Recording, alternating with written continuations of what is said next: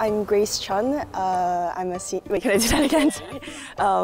I'm Grace Chun. I'm a senior at Heritage High School. So the Grace project I started in 2016, fall of 2016, and the whole message was to spread grace and kind of do things that people don't expect little kids or high school students to do in their community. I'm Grace Sager and I'm a sophomore at Heritage High School. Grace Chun, she founded the Grace Project, and this is an extension of it based on beekeeping and focusing on pollinating. We were going to name it like the Do Something Project or something like cheesy like that, but one of us suggested, why don't we name it the Grace Project? It was like, because we have Graces in our club, and I guess that was just the beginning idea, which culminated into the Grace Project. And we have Grace Chun, Grace Stager, and perhaps in the upcoming years we'll have other Graces, but no, you do not have to be named Grace to be in the Grace Project. So we have honeybees here at Heritage, and with the help of Paul Tabor, we've set up a hive, and we've been working on it for about 2 or 3 weeks now. Just give a smoke for one or two on this. Yeah. My name is Paul Tabor, AKA Bob the Beekeeper. About 1.5 years ago, a teacher said that she had a student that was interested in bees, and so I dropped off some information in her classroom, and she goes, "You don't understand, this is Grace." And Grace 1 has been instrumental in getting this going. At first it was more of a venture to kind of increase environmental awareness from the interests that I had, and also like just have a way of people being aware of, first of all, bees and their role in our food source. This is a candy board that the bees feed on. This year it's connecting people, trying to have something interesting that students can like work with and have fun with. To the back. Transfer the frames out of Bees are so important in our environment today, and we've got to have a younger generation to carry it on.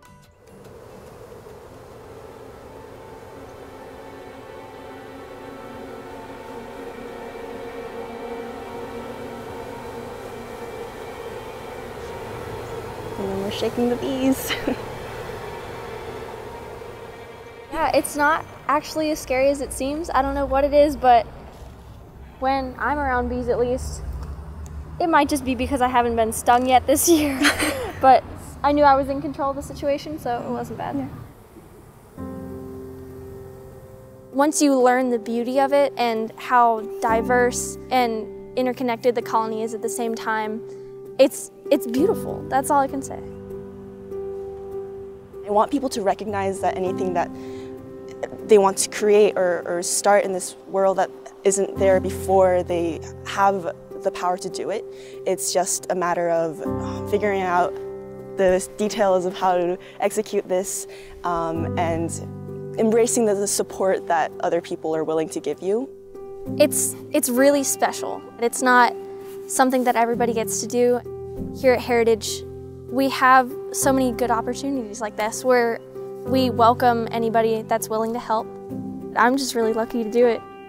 The students will look at the environment in a different way if they get around bees. They'll look at trees, they'll look at flowers, they'll look at the grass different. They'll look at what can we grow there for the bees. It's a win-win situation. Bees are like people. The different colonies are going to act differently. They're not all going to be stinging. They're very selfless creatures, and I think that's something that we can really learn a lesson from. Being able to coexist, however diverse you are, and I think that speaks a lot about our pioneer community as well. We are a very diverse group, and we are really fortunate that's our perk, that's our kind of like a trademark of ours. I think it's really important that we, as young people, stay connected to our natural environment and like be aware that we can do more than what we think we can. And even like starting this, I didn't know this was ever possible, and it's just been a really amazing journey.